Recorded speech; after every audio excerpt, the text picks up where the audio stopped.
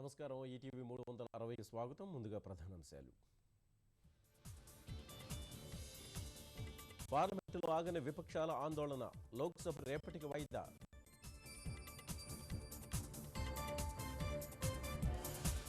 విపక్షాలది చౌకబారు రాజకీయం, ప్రధాని సభలో ఉన్నా చర్చించడం లేదన్న వెంకయ్య.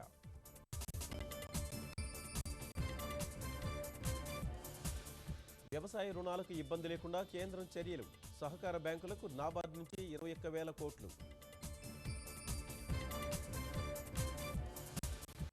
పెద్ద నోట్ల వ్యాజ్యాలపై కేంద్ర వినతికి సుప్రీం తిరస్కరణ, వేరువేరు కోర్టుల్లో విచారణపై స్టే ఇచ్చేందుకు నిరాకరణ.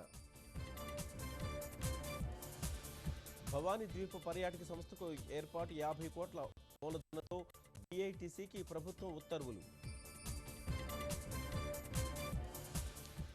గుంటూరులో కారం మిల్లులపై విజిలెన్స్ దాడి, 60 బస్తాల కల్తీ కారం స్వాధీనం.